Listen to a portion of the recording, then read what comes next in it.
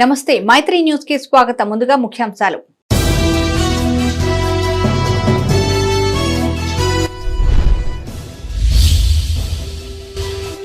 పంటలు నష్టపోయిన రైతులను ఆదుకోవాలి. ముస్తాబాద్ లో ఎంపీ బండి సంజయ్ పర్యటన.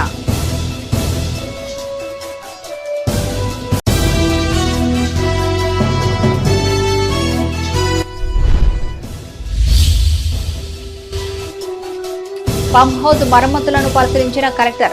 యుద్ధ ప్రాతిపదికన పనులు పూర్తి చేయాలని ఆదేశం.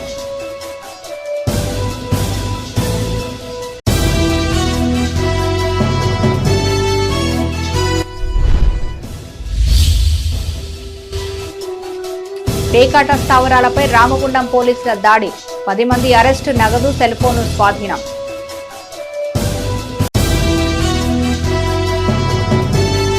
వర్షాలకు పంట నష్టపోయిన రైతులను ప్రభుత్వం ఆదుకోవాలని మాజీ ఎంపీ బండి సంజయ్ డిమాండ్ చేశారు. రాజన్న సిరిసిల్ల జిల్లా ముస్తాబాద్ మండలం గన్నెవారిపల్లిలో పర్యటించిన ఆయన బాధిత రైతులను పరామర్శించారు. ఎకరాకు 20,000 రూపాయల పరిహారం అందించి అన్నదాతలకు న్యాయం చేయాలని ఆయన విజ్ఞప్తి చేశారు. రాజన్న సిరిసిల్ల జిల్లా ముస్తాబాద్ మండలం గన్నెవారిపల్లిలో బీజేపీ జాతీయ ప్రధాన కార్యదర్శి ఎంపీ బండి సంజయ్ పర్యటించారు. వర్షాలకు పంట నష్టపోయిన రైతులను పరామర్శించారు. ఈ సందర్భంగా పలువురు మహిళా రైతులు తమ సమస్యలను ఆయన దృష్టికి తీసుకువెళ్లారు. అనంతరం బండి సంజయ్ మాట్లాడుతూ అకాల వర్షాలకు పంటలు దెబ్బతిన్న రైతులు తీవ్రంగా నష్టపోయారని వాపోయారు. రాష్ట్రంలో ఫసల్ బీమా యోజన అమలు చేయలేదని, గత ప్రభుత్వం ఒక్క రైతుకు కూడా నష్టపరిహారం ఇచ్చిన దాఖలాలు లేవని విమర్శించారు. కేంద్ర ప్రభుత్వం ఎరువులపై సబ్సిడీ ఇవ్వకుంటే రైతులు భారీగా నష్టపోయేవారన్నారు. బీఆర్ఎస్ ప్రభుత్వం ఏనాడు కేంద్రానికి సహకరించలేదని గుర్తు చేశారు. కాంగ్రెస్ ప్రభుత్వమైనా సహకరిస్తే రైతులను ఆదుకుంటామన్నారు. ఈ నష్టపోయిన రైతులకు కనీసం ఎకరానికి ఎంత ఇస్తారో చెప్పండి. కనీసం వాళ్ళకి ఒక్కొక్క ఎకరానికి 25,000 రూపాయలు పెట్టుబడి పెట్టేవాళ్ళు. పెట్టుబడి 25,000 రూపాయలు పెట్టారు. ఇలా ఒక్కరు గుర్తించాలి రైతాంగం. ఇవాళ ఇలా డిఏపి కానీ యూరియా కానీ మీకు ఒక్కొక్క బస్తా మీద నరేంద్ర మోడీ గారి ప్రభుత్వము సబ్సిడీ ఇస్తున్నది. నరేంద్ర మోడీ గారి ప్రభుత్వం ఆ సబ్సిడీ ఇవ్వకుంటే మీకు ఒక్కొక్క ఎకరానికి కానీ దాన్ని ఆదుకోవాల్సిన బాధ్యత ప్రభుత్వాల మీద ఉంటుంది. తూతు మంత్రంగా మీరు చేసే ప్రయత్నం చేస్తే ఇలా మీరు ఇచ్చిన హామీలను నెరవేర్చుకుంటున్నాం. 15,000 రూపాయలు రైతు భరోసా పరిమితి ఉంటున్నాం. కౌలు రైతులు కూడా 15,000 రూపాయలు ఇవ్వమంటున్నాం.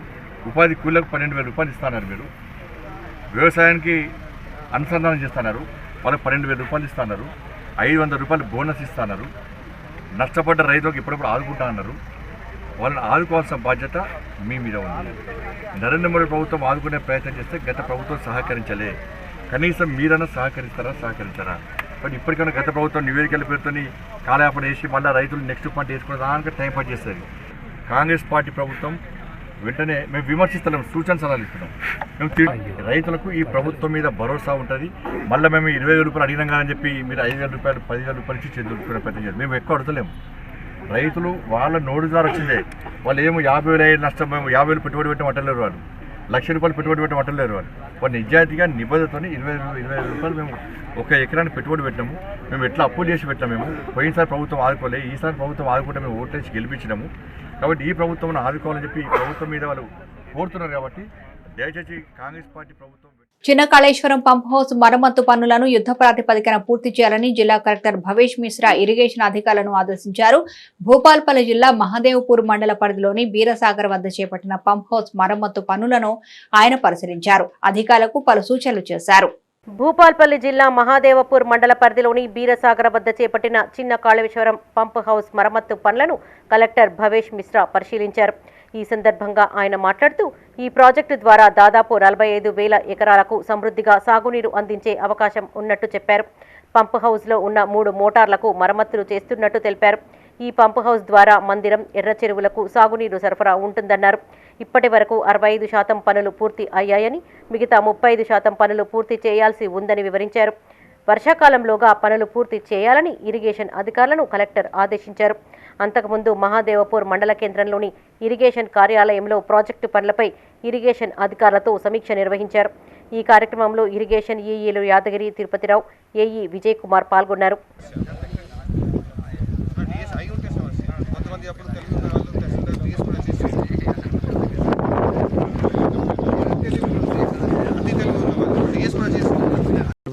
ఇటు మీరు కూడా అప్పుడు ఉన్నారు. 19 గుంటది భూమి ల్యాండ్ ఎక్విజిషన్ మిగిలిపోయింది. 19 గుంట ఈక్వల్ టు 180 మీటర్. ఈ 180 మీటర్లో 10 గుంటాకి పేమెంట్ చేసాము. అప్పుడు నారాయణ SDCLA ఉండే 10 గుంటాకి పేమెంట్ చేసాము. 9 గుంట జనరల్ అవార్డు కింద పోయింది అండ్ అథారిటీకి రిఫర్ చేసాము. ఈ ఏరియా అవి డిస్ట్రిబ్యూటర్స్కి ల్యాండ్ అక్విజిషన్ కాదు. సో దీన్ని కూడా మనం రిపేర్ చేయాలి.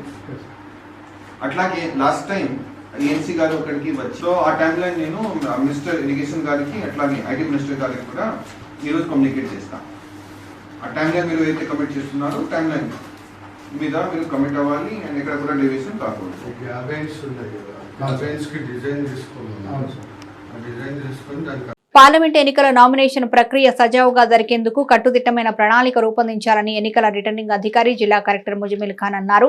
సమీకృత కలెక్టరేట్లో అడిషనల్ కలెక్టర్ అరుణశ్రీ సంబంధిత అధికారులతో రిటర్నింగ్ కార్యాలయంలో చేయాల్సిన ఏర్పాట్లపై సమీక్షించారు. ఈ సందర్భంగా కలెక్టర్ మాట్లాడుతూ నామినేషన్ల సమయంలో పాటించాల్సిన నియమ నిబంధనలపై ముందస్తుగా రాజకీయ పార్టీల ప్రతినిధులతో అవగాహన సమావేశం నిర్వహించాల్సి ఉంటుందని కలెక్టర్ తెలిపారు. రిటర్నింగ్ అధికారి కార్యాలయంలో సీసీ కెమెరాలు అందుబాటులో ఉండాలని, అవసరమైన జాగ్రత్తలు పాటించాలన్నారు. నామినేషన్ల స్వీకరణాంశంపై రిటర్నింగ్ అధికారి కార్యాలయంలో ముందస్తుగా డ్రైవ్ రన్ నిర్వహణకు ఏర్పాట్లు చేయాలన్నారు. ఈ సమావేశంలో రామగుండం తహసీల్దార్ కుమారస్వామి, కలెక్టరేట్ ఏఓ శ్రీనివాస్, ఎన్నికల డిప్యూటీ తహసీల్దార్ ప్రవీణ్, సంబంధిత అధికారులు పాల్గొన్నారు.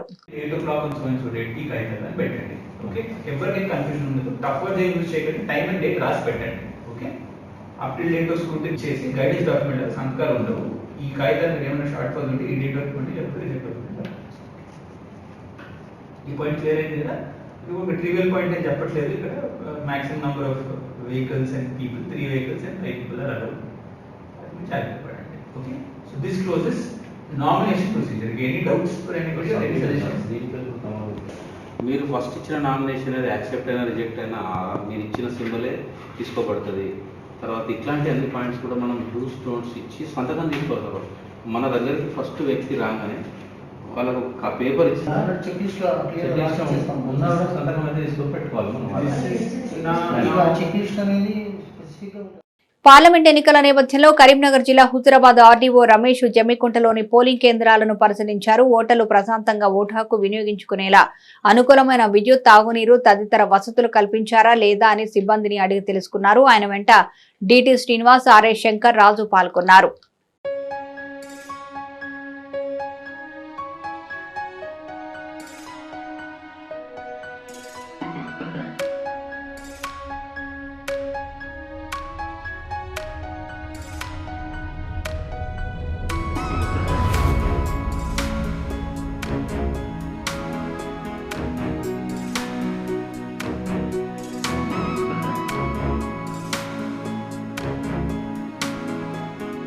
మంచిర్యాల జిల్లా చెన్నూరు పోలీస్ స్టేషన్ పరిధి ఆస్నాథ్ గ్రామ శివార్లోని పేకాట స్థావరంపై Ramagundam police commissionerate task force పోలీసులు మెరుపు దాడి చేశారు.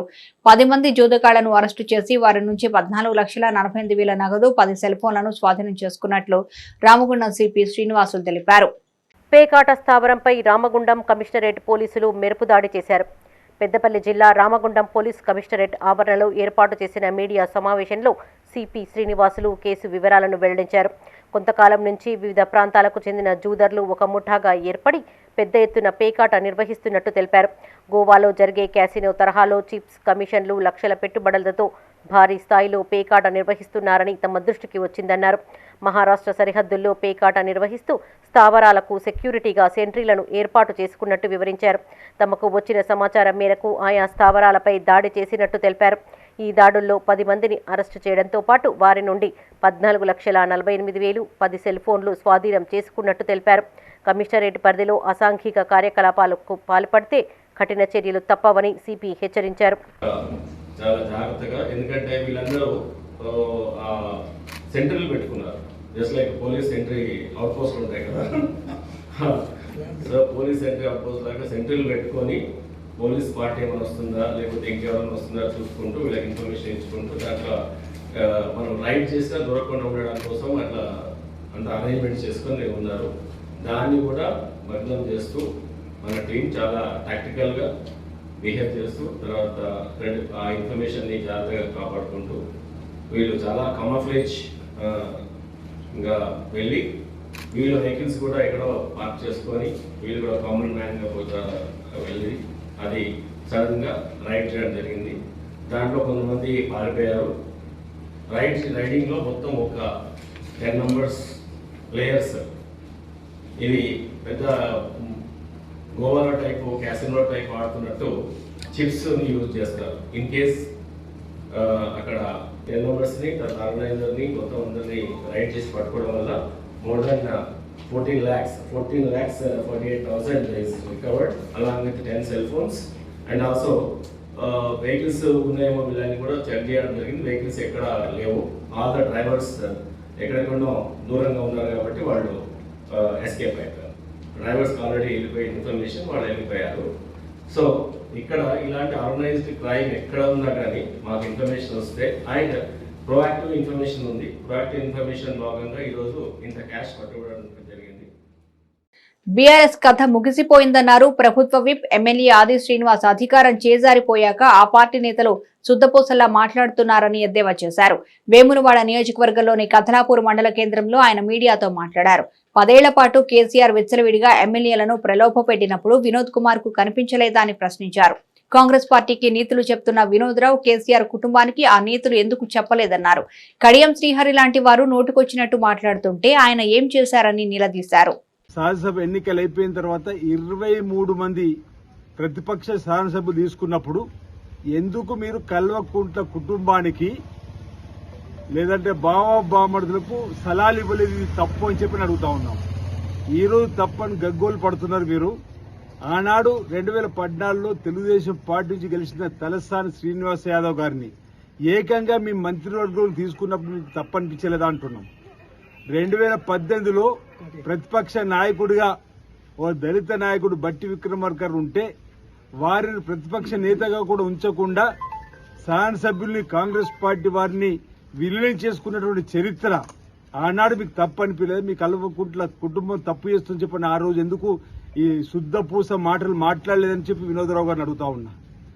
ఆనాడు 2018లో కాంగ్రెస్ పార్టీ గెలిచిన సవితా ఇందరెడ్డి గారిని ఏకంగా బీఆర్ఎస్ కలుపుకొని మంత్రి పదవి ఇచ్చింది మీరు. ఆనాడు ఎందుకు కేసీఆర్ కుటుంబాన్ని మీరు తప్పుపట్టలేదని అడుగుతా ఉన్నా. ఈరోజు మేము ఎవరిని కూడా ప్రలోభాలకు గురి చేస్తలేం. వారు మా ఈ రాష్ట్రంలో చేపడుతున్నటువంటి 6 గ్యారంటీలకు సంబంధించిన అమలు గాని ప్రజా సంక్షేమ తీరు గాని ఈరోజు ప్రగతి భవన్లోకి పేద ప్రజలు వస్తున్నారు.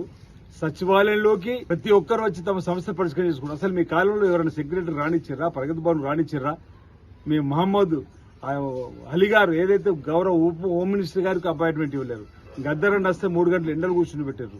సచివాలయంలోకి సీతక్కస్తే రానిలేరు, రేవంత్ రెడ్డి గారు వస్తే రానిలేరు. కాంగ్రెస్ పార్టీ 420 గ్యారంటీలతో గద్దెనెక్కి తెలంగాణను అధోగతి పాలు చేస్తోందని రామగుండం మాజీ ఎమ్మెల్యే కోరుకంటి చంద్ర ఆరోపించారు. పెద్దపల్లి జిల్లా గోదావరి ఖనిలో ఆయన మీడియాతో మాట్లాడారు. 100 రోజుల్లో 6 గ్యారంటీలను అమలు చేస్తామన్న కాంగ్రెస్ పార్టీ తెలంగాణ ప్రజలను మోసం చేస్తుందన్నారు. బీఆర్ఎస్ హయాంలో పెండింగ్ అభివృద్ధి పనులను పూర్తి చేసి కాంగ్రెస్ ఖాతాలో వేసుకోవడం సరికాదన్నారు. కాంగ్రెస్ నాయకులు కేసీఆర్ పథకాలను కాపీ కొడుతున్నారని, ప్రజలకు వారు కొత్తగా చేసిందేమీ లేదన్నారు. కాంగ్రెస్ ప్రభుత్వ అవగాహన లోపంతో తెలంగాణలో పంటలు ఎండిపోతున్నాయని, వారికి వనరులను సద్వినియోగం చేసుకునే సోయి లేకుండా పోయిందన్నారు. ఇచ్చిన హామీలను నెరవేర్చని కాంగ్రెస్ నాయకులను రానున్న పార్లమెంట్ ఎన్నికల్లో నిలదీయాలన్నారు. పెద్దపల్లి పార్లమెంటు తరపున పోటీ చేస్తున్న కొప్పుల ఈశ్వర్ను అధిక మెజార్టీతో గెలిపించాలని ఆయన కోరారు. ఇలా చెక్కు తీసుకొని ఇంటికి వచ్చినటువంటి వాళ్ళు ఇలా ఆ కాంగ్రెస్ పార్టీని, ఈ నాయకత్వాన్ని తిడుతున్నటువంటి పరిస్థితి ఇలా వాళ్ళకు అర్థం కావాలి. మీరు నిజంగా ఎన్నికలు అయిపోయినాయి, 100 రోజులు అయింది, మీరు గెలిచిర్రు. మీరు ఆనాడు ఇచ్చినటువంటి హామీలను అమలు చేయాలని అసెంబ్లీ వేదికగా మీరందరూ కూడా చెప్పారు. 100 రోజులలో అన్నింటినీ అమలు చేస్తామని. ఇలా రామగుండం నియోజకవర్గంలో మేము తెచ్చినటువంటి టీఎఫ్ఐడిసి ఫండ్స్తోనే అభివృద్ధి జరుగుతూ ఉన్నది. ఇంకా మేము ఆనాడు తెచ్చినటువంటి డిఎంఎఫ్టి ఫండ్ 54 కోట్ల రూపాయలతోని ఇంకా పనులన్నిటిని కూడా అట్లాగే ఉన్నాయి. ఇలా మాకు ఒకటి సంతోషంగా ఉన్నది. ఇలా ఎలకలపల్లి ఎఫ్సిఐ నుంచి వెళ్ళి ఎలకలపల్లి రోడ్ అంతా కూడా పూర్తి అవుతా ఉన్నది. హనుమన్ నగర్లో జరుగుతున్నటువంటి రోడ్ అంతా కూడా పూర్తి అవుతా ఉన్నది. ఇలా లక్ష్మీనగర్లో పనులన్నీ కూడా జరుగుతూ ఉన్నాయి. మేము మా ప్రభుత్వం, మా గౌరవ ముఖ్యమంత్రి కేసీఆర్ గారి నాయకత్వంలో జరుగుతున్నటువంటి పనులు మాత్రమే ఇలా జరుగుతూ ఉన్నాయి. మీరు ఇచ్చినటువంటి హామీలను అకాల వర్షాలు రైతులను ఆగం చేస్తున్నాయి. గంపెడాసలతో రైతులు సాగు చేసిన మిర్చి పంటకు తీవ్ర నష్టాన్ని మిగిల్చాయి. ఇప్పటికే నల్లి పురుగు సోకడంతో దిగుబడి తగ్గిపోగా మిగతా పంటను ఇటీవల కురిసిన వర్షాలు దెబ్బతీశాయి. దీంతో కనీసం పెట్టుబడి కూడా వస్తుందో లేదోనన్న ఆందోళనలో రైతులున్నారు. కరీంనగర్ జిల్లా ఇల్లంతకుంట మండల కేంద్రంలో సుమారు 400 ఎకరాలలో రైతులు మిర్చి పంట వేశారు. మిర్చి ధరలు గతంలో అత్యధికంగా పలకడంతో రైతన్నలు ఆ దిశగా మొగ్గు చూపారు. ఇందుకోసం ఎకరాకు పెట్టుబడికి కూడా పెద్ద మొత్తంలో వెచ్చించారు. పంట చేతికి వస్తున్న సమయంలో నల్లి పురుగు సోకడంతో మిర్చి రైతులు ఆందోళన చెందుతున్నారు. దీనికి తోడు అకాల వర్షాల వల్ల మిర్చి పంట పూర్తిగా నేల రాలుతుందనే ఆందోళనకు గురి అవుతున్నారు. గతంలో ఎకరానికి 25 నుండి 30 క్వింటాల దిగుబడి వచ్చే మిర్చి కాస్త ఈ ఏడాది 10 నుండి 15 క్వింటాలు వచ్చే అవకాశం ఉందని రైతులు చెబుతున్నారు. వాతావరణంలో వచ్చిన మార్పుల వల్ల మిర్చి పంటకు నష్టం వాటిల్లే ప్రమాదం ఉందని, తమ పరిస్థితిని దృష్టిలో ఉంచుకొని మద్దతు ధరను పెంచాలని రైతులు కోరుతున్నారు. నల్లి అటాక్ వల్ల దిగుబడి తగ్గుతుంది.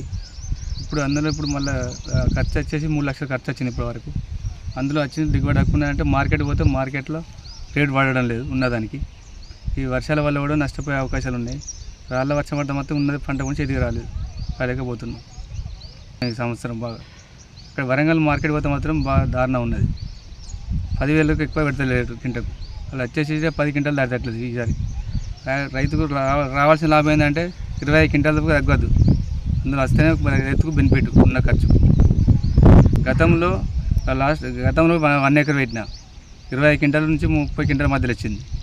ఇప్పుడు దాంతో పెట్టుకుంటే సరి 15 క్వింటాలు వస్తట్లేదు. అందులో ఏంటంటే నష్టం నల్లి వాళ్ళు బాగా. దాంతో ఇప్పుడు రాళ్ళు పడే మాత్రం ఎన్నో కూడా కోత రాదు చేతికి. ఈ కోత చేతికి రాదు, రాళ్ళు పడే అవకాశం ఉంటాయి.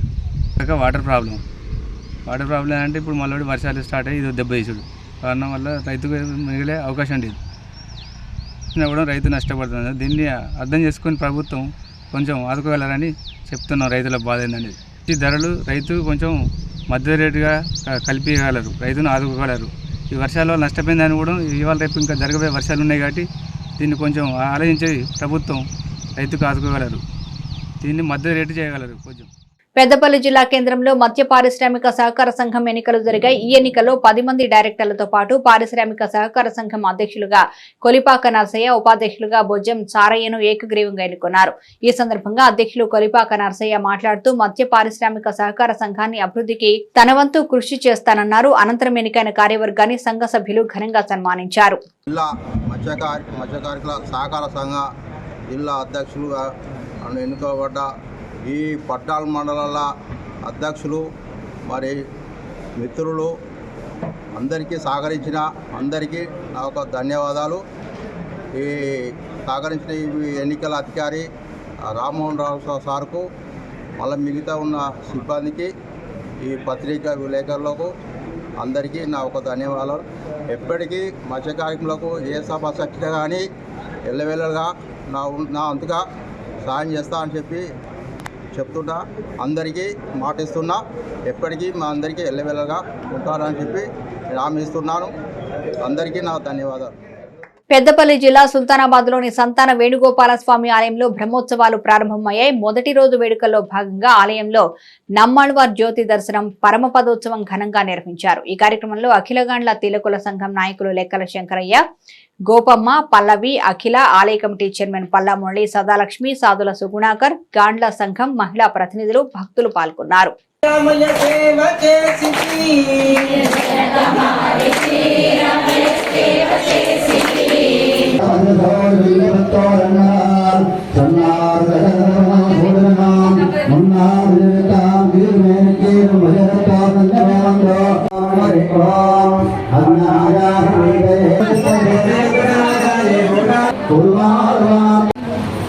ఫ్యాన్ బంద్ చేయాలి.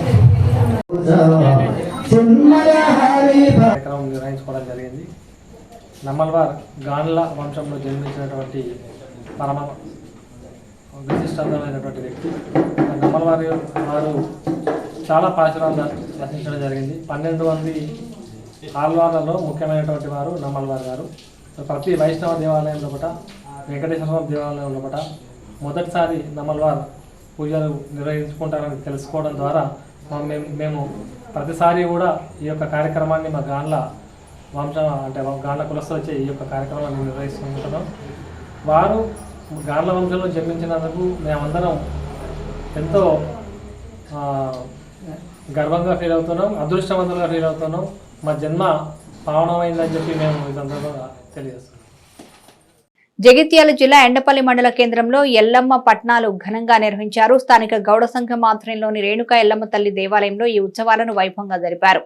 ఈ నెల 17న పోచమ్మ తల్లి బోనాలతో పట్నాలు ఉత్సవాలు ప్రారంభమయ్యాయి.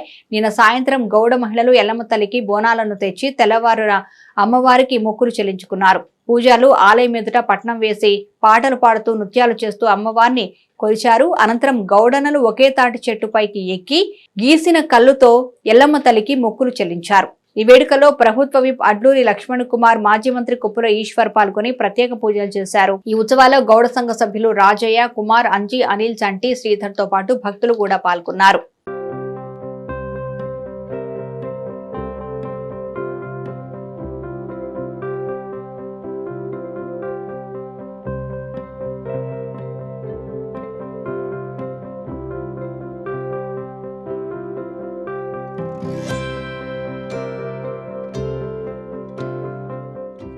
మా ఎండపల్లి గ్రామంలో ఎల్లమ్మ బోనాలు ఘనంగా జరుపుకుంటున్నాము. ఎల్లమ్మ తల్లి సాతి ఎప్పటికీ ఉండాలని 5 సంవత్సరాలకోసారి బోనాలు తీస్తున్నాము.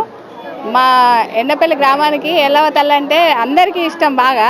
5 సంవత్సరాలకు మా గౌడ సంఘం నుంచి తీస్తున్నాం కాబట్టి మాకు చాలా ఇష్టం ఎల్లమ్మ తల్లి అంటే. మా ఎల్లమ్మ తల్లే మా తల్లి, అందుకే మేము కొలుచుకుంటాము. మా గ్రామాల చల్లగా చూడాలని ఎల్లమ్మ తల్లిని ఎల్లవేళ్ళ అందరూ ప్రతి ఒక్కరు, మేమంటే మేమే కాను, అందరూ వచ్చి కొలుచుకుంటారు. ఈత కార్మికులము. మా ఎల్లమ్మ తల్లి మా తాటి వనాన్ని, ఈత వనాన్ని చల్లగా కాపాడి చల్లగా చూడాలని కోరుకుంటున్నాం. మాకు ఈ ఎల్లమ్మ తల్లి 5 సంవత్సరాలకు ఒకసారి కొలుపు ఉంటుంది. మాకు మా ఇంటి ఆడబిడ్డ ఆమె. ఆమె అంటే మాకు బాగా ప్రేమ. ప్రతి ఒక్కళ్ళు కూడా మేము కొలుపుతాము. మేము కాకుండా కూడా వేరే మా ఎండపల్లి గ్రామంలో అందరూ అన్ని కులాల వారు వస్తారు. నాకు బాగా నమ్మకం కాబట్టి 17వ తారీఖు నుంచి స్టార్ట్ అయితే 19, 20 తారీఖు దాకా కూడా ఉంటుంది ఈ జాతర. మాకు కూడా ఈ కళ్ళు గీత కార్మికుల సంఘము మేము కూడా ఐక్యత ఉంటాము. ఎంత ఖర్చు అయినా దేవికి ఖర్చు పెట్టుకొని మేము కొలుసుకుంటాం. పెద్దపల్లి జిల్లా ఓదెల మండల కేంద్రంలోని వివేకానంద స్కూల్లో ప్రపంచ పిచ్చుకల దినోత్సవం సందర్భంగా మట్టి చిప్పల పంపిణీ చేశారు. స్వదేశీ ఫౌండేషన్ ఆధ్వర్యంలో ఏర్పాటు చేసిన కార్యక్రమానికి డిప్యూటీ తహసీల్దార్ సిహెచ్ అనిల్ కుమార్ ముఖ్య అతిథిగా హాజరై మాట్లాడారు. పర్యావరణంలో ప్రతి ప్రాణికి స్వేచ్ఛగా జీవించే హక్కు ఉందని, వాటిని కాపాడాల్సిన బాధ్యత మానవాళిపై ఉందన్నారు. రేడియేషన్ ప్రభావంతో కొన్ని జీవులు అంతరించిపోతున్నాయని, అలాంటి జీవజాలాన్ని రక్షించుకోవాలని పిలుపునిచ్చారు. ఈ కార్యక్రమంలో సదాశయ ఫౌండేషన్ రాష్ట్ర కార్యదర్శి మెరుగు భీష్మాచారి, మండల అధ్యక్షులు డాక్టర్ వేణు, ఉపాధ్యక్షులు డాక్టర్ వెంకటేశ్వర్లు, ప్రధాన కార్యదర్శి ఖ్యాతం వెంకటేశ్వర్లు, స్కూల్ సిబ్బంది పాల్గొన్నారు. ప్రకృతిలోని ఏ జీవిని కూడా మీరు హింసించద్దు. ప్రతి జీవికి, ప్రతి పక్షికి మరియు పక్షి దొరికి మరణం కూడా ప్రతి జీవి, ప్రతి ఒక్క ప్రాణి కూడా స్వేచ్ఛగా జీవి యొక్క ఆలోచనలు అంటే మనం దీనివల్ల ప్రకృతిని కాపాడుకోవాలనే ఆలోచనతోటి మనం ఈ యొక్క కార్యక్రమాన్ని ఇక్కడ వివేకానంద స్కూల్లో ఏర్పాటు చేయడం జరిగింది. మాకు అడగగానే అవకాశం ఇచ్చిన మీ ఉపాధ్యాయ సిబ్బందికి మా సదాశివ ఫౌండేషన్ తరఫున మనస్ఫూర్తిగా వారికి కృతజ్ఞతలు తెలియజేసుకుంటున్నాం. మరియు మీ అందరికీ అభినందనలు.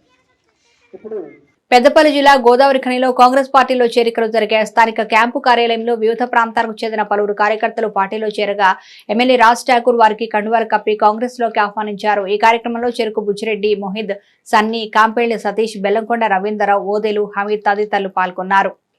అదే మాదిరిగా శ్రీధర్బాబు గారి నాయకత్వంలో చేరిన విషయం మీకు తెలిసిందే.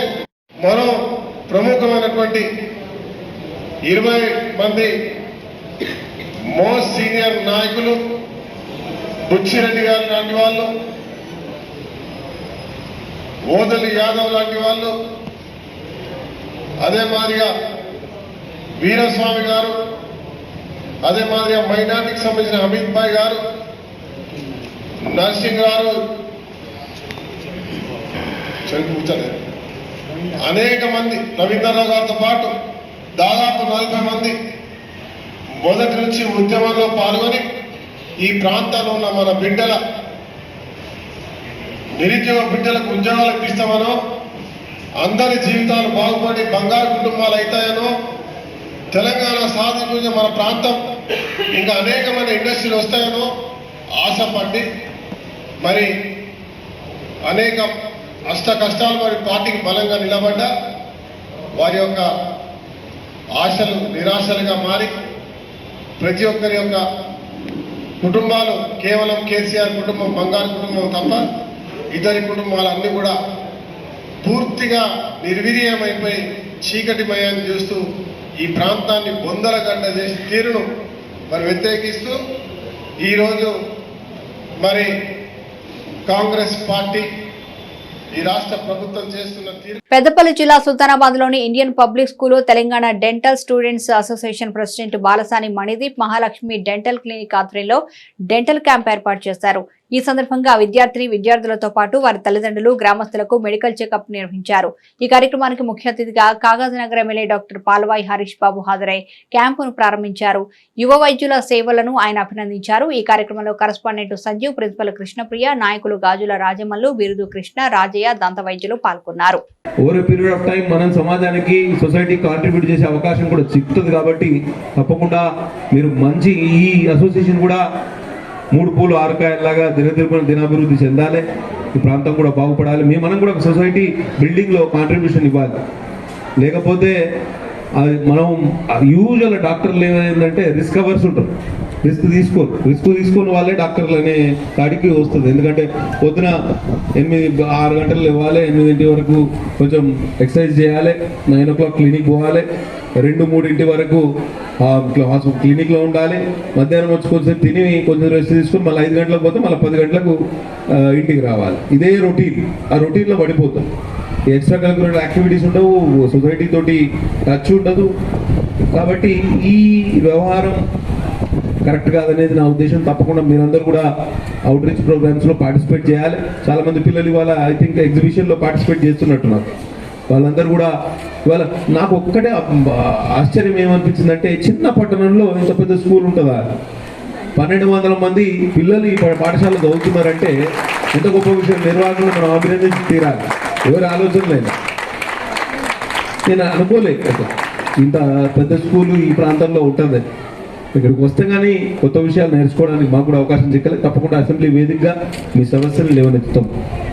ఒకటి, ప్రతి ప్రాథమిక ఆరోగ్య కేంద్రంలో ఒక డెంటల్ సర్జన్ అపాయింట్మెంట్ తప్పకుండా ప్రభుత్వం చేయాలనేది తీర్మానంగా మేము ప్రవేశపెడతాం. తప్పకుండా హెల్త్ మినిస్టర్ గారు కూడా ప్రొయాక్టివ్గా ఉన్నారు. వారిని కూడా ఒప్పించే ప్రయత్నం చేస్తాం. స్థానిక ఎమ్మెల్యే గారిని సహకారాన్ని కూడా తీసుకుంటాం. జిల్లాకు చెందిన మంత్రివర్యులు శ్రీధర్ బాబు గారు కూడా చాలా ఆప్తులు మాకు. వారిని కూడా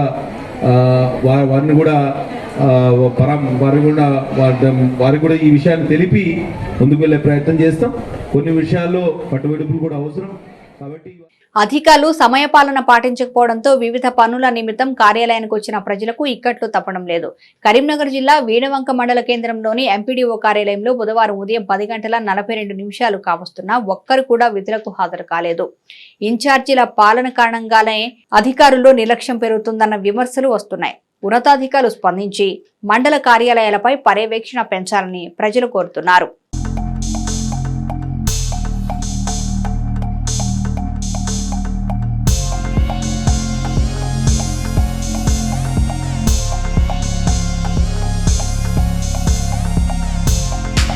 వార్తలు ముగించే ముందు ముఖ్యాంశాలు మరోసారి.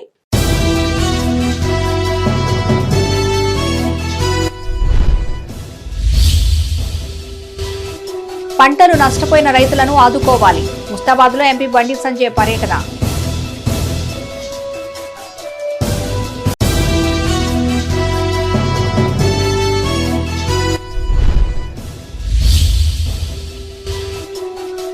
పంప్ హౌస్ మరమ్మతులను పరిశీలించిన కలెక్టర్.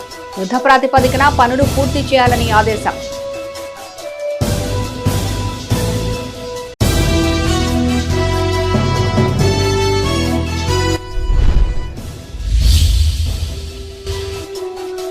పేకాట స్థావరాలపై రామగుండం పోలీసుల దాడి.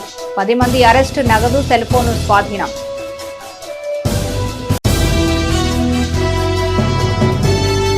ఇవి బులెటిన్ విశేషాలు. మరో బులెటిన్లో మళ్ళీ కలుద్దాం. చూస్తూనే ఉండండి మైత్రి న్యూస్.